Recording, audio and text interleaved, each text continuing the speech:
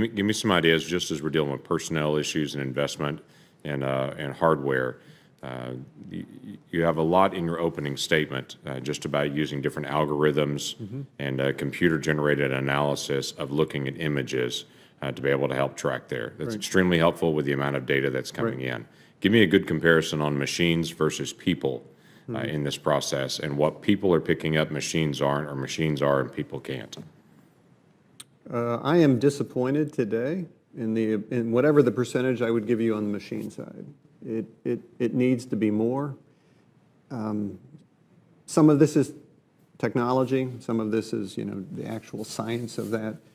I think a broader inhibitor to my team today is mindset. We're quite comfortable with that human path. We all know it. We've lived it. We've learned it, et cetera. Turning over, if you will, to an algorithm gets us a little anxious. So part of my mantra has been to, establish pilots and test beds so that we can gain some, obviously, technical experience, but also that cultural experience that I'd like to build.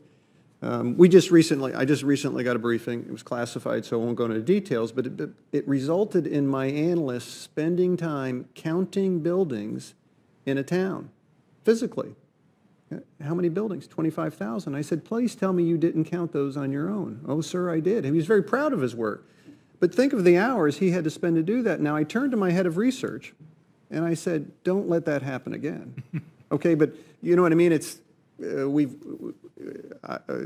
I want to move that number up quickly, and we're on a number of paths to do that. Last question. All the work that's happening right now in Iran is extremely important to all of us in compliance with the nuclear agreement the President made. How confident are you that we're able to see into the places we need to see to be able to evaluate their movement in clandestine operations? So I'm the geospatial component of that team that adds up to the confidence you asked. From my seat, I'm very confident that we have the access and that we have the tradecraft to expose activities that could be an indicator that are at variance with the agreement. Okay, thank you. Thank you, Mr. Chairman. Thanks, Senator Lankford. Hey, Mr. Chairman. Gentlemen, thank you. Thanks for being here, and thanks for all you do for the country. Y'all stay at it all day, every day, and there's a lot that goes on that most people don't know that y'all do, so we appreciate the work. You also can appreciate our second guessing, looking over your shoulder all the time, as we all have accountability, but I want you to know we very much appreciate your work. Secretary Johnson, could you also pass on my appreciation to Administrator Neffinger as well? He's had a very tough job and has made some serious transitions within TSA, both in personnel and in process. I know a lot of that is still in process, but can you pass on from our committee and from me that appreciation as well for the hard work that he's taken on there as well? I know with my state as well, just on a purely parochial statement, we've had conversations before about Real ID and some uniqueness in Oklahoma because we have a private system for issuing driver's licenses. And so it's been an ongoing process to be able to help try to figure out a way to be able to fulfill that because of our unique system. Oklahoma is a little bit different in some states that people typically don't mind go to get a driver's license because it's a private entity that does it, and it usually takes about 5 minutes. That's not true in a lot of other states, and we're trying to not lose that part while we're still working through the Real ID process. So I appreciate the flexibility that's been there. I want to talk briefly on several issues here as well. One is the growth of homegrown violent extremism. This is one of those threats that's incredibly difficult to be able to track, but it's trending the wrong direction, and trying to figure out both the inspiration side and tracking how people are inspiring those to the United States and how we move as Mr. Comey, you've mentioned often the flash to bang, that time period getting very, very close together. So what do you see currently nationally on homegrown violent extremism and the trends?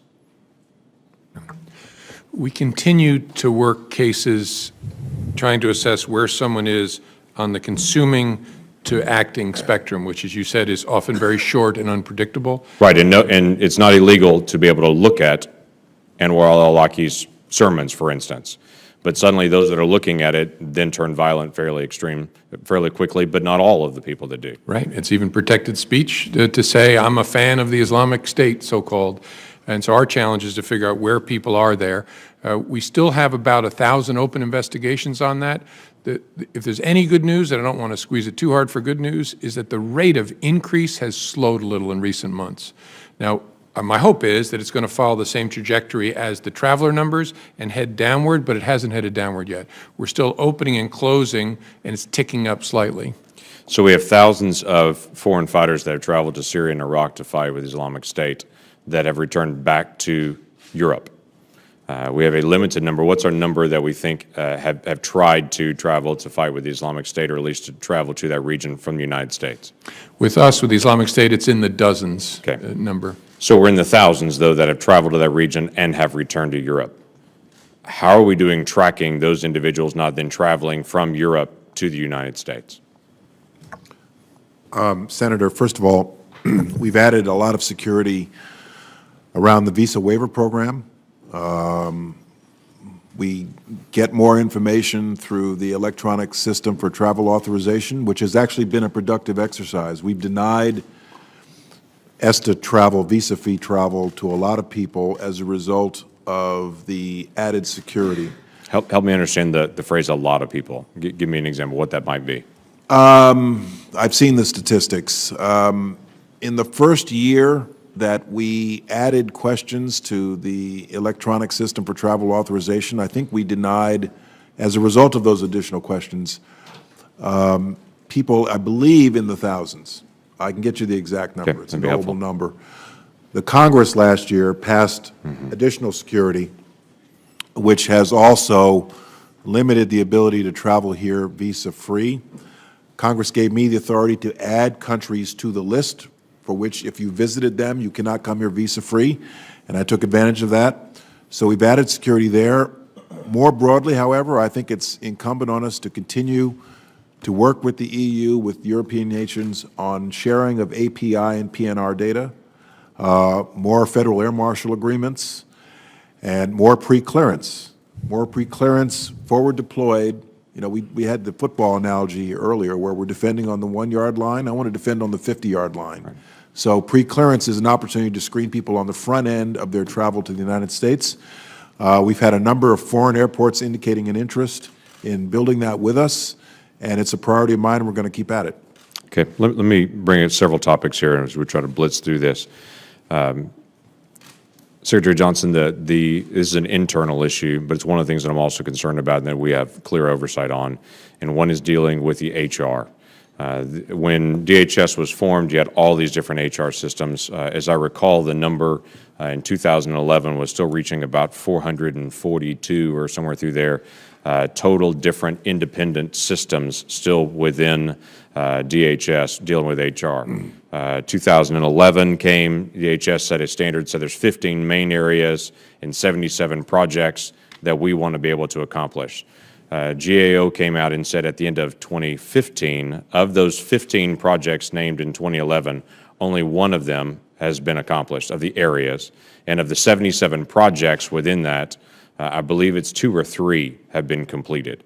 And so what I'm trying to figure out is, give me, that was at the end of 2015, at the end of 2016, where do you think we're going to be in trying to compile these different HR systems so we can have a more efficient inner structure? It's a good question. As part of my Unity of Effort initiative, we've been looking to streamline the HR process and reduce the number of these systems.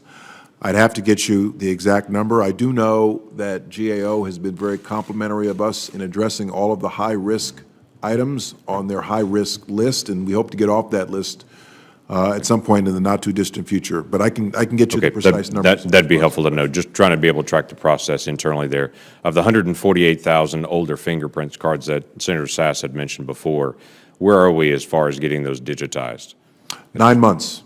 Okay. 9 9 months from to be now. complete from now, of all 9 months to be 148,000? complete from now. Okay. Mr. Comey, let me ask you about drug enforcement. And this is one of the areas I'm concerned about, FBI. You have so much on your plate. But obviously dealing with drug enforcement, specifically dealing with Central America, you have a very unique connection where it's both gang involvement and what's destabilizing Central America. Much of it is coming from the United States, and the movement of drugs, again, destabilizing, so it's causing immigration issues and a lot of crime and grief on our street from families. Give me an update where you see the trends right now in the movement of drugs in the United States and the gang activity in the United States. I'll let him get away with it because we're down a couple members, but briefly. The 2 major trends to highlight. nearly all of the heroin coming into the United States and nearly all the methamphetamine is being produced in Mexico now. And a wave of highly pure heroin has been washing from the East Coast towards the West, and a wave of highly pure methamphetamine has been washing from West to East. Those waves are now overlapping. Those are Mexican trafficking organizations that are using gangs in the United States as their distributors, but the importers are the Mexican trafficking organizations. Those are the two most important macro trends at this point.